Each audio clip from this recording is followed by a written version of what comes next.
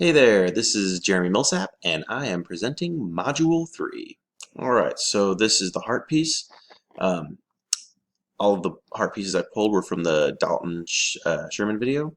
Obviously, those were the most emotionally driven. You know, he obviously talks about believing in yourself, believing that every student can be ready for college or the workplace, believing in your colleagues, and recognizing that in some cases, teachers are all students have. So I think those are all really important points to take into the classroom every day.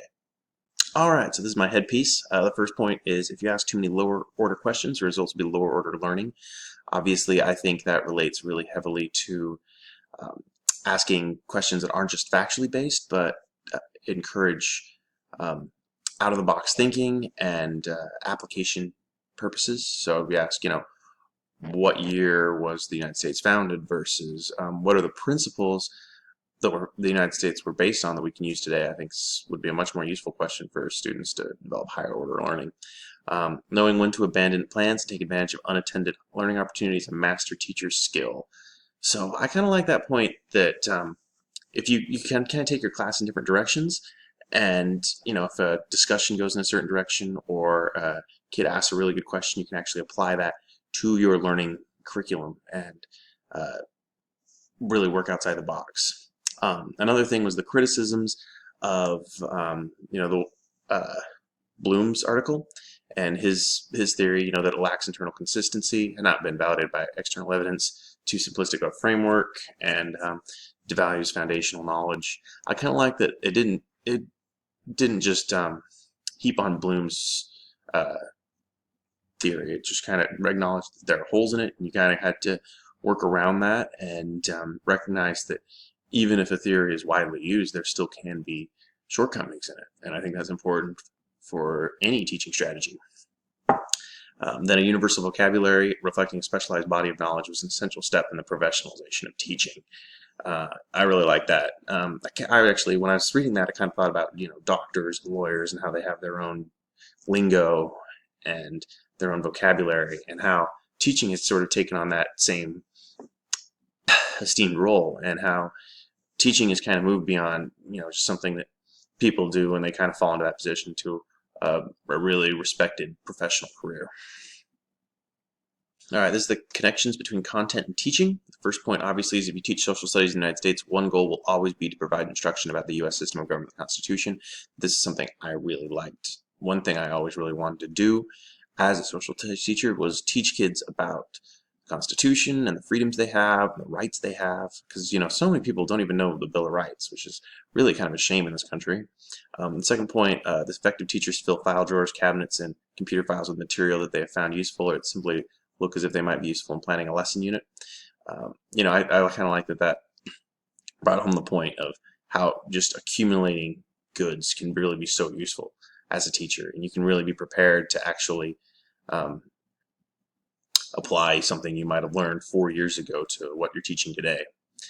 Then verbs and performance objectives must be measurable and observable, specify what the learner does, and require the learner to apply the learning. So I kind of like that. It kind of goes back to the videos we were watching about how things have to be measurable and observable. And if you kind of set learning objectives that are vague and use those forbidden verbs that we were talking about, you're going to kind of fall short in a lot of your learning objectives. And finally, from the standards video, I'll be qualified to teach world history, American history 1 and 2, and government. And I really kind of like that. I didn't even know that was part of the deal, so I was kind of excited about that. All right, so this is ensuring that students know that I care. The first point is talking about how teachers are always thinking about lesson plans, always thinking about how to make lessons better, even when they're not at work. I think that's really valuable. Trying to figure out ways to incorporate subjects of discussion or material that you've learned in outside lessons into your direct lesson plan can be really valuable.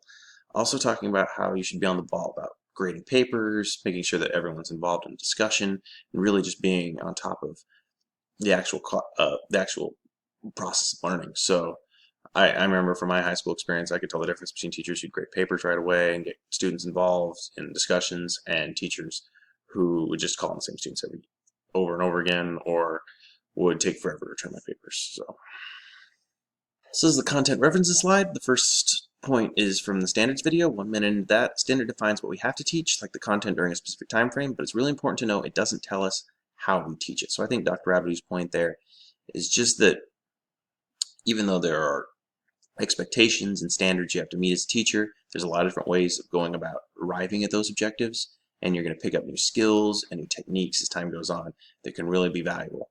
Second point is from the Learning Objectives video, 11 minutes in. Ask yourself if the learning objective describes the performance you're expecting from your students, and then later when you're doing lesson planning, does that connect through with your lesson plan?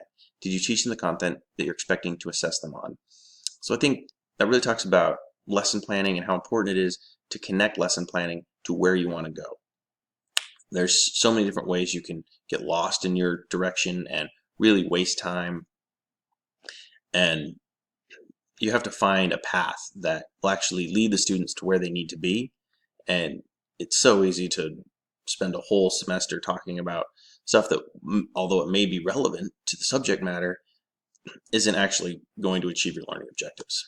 So the final point is from the Dalton Sherman video, 5 minutes and 53 seconds into that. Do you believe that what you're doing is shaping not just my generation, but that of my children and my children's generation? So I just really like that quote.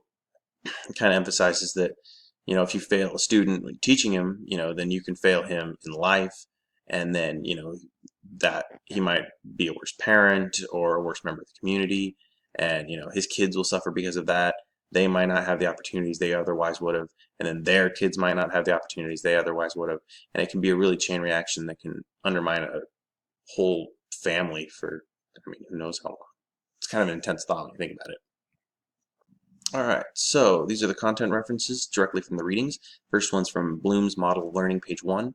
All procedural knowledge is not necessarily more abstract than all conceptual knowledge.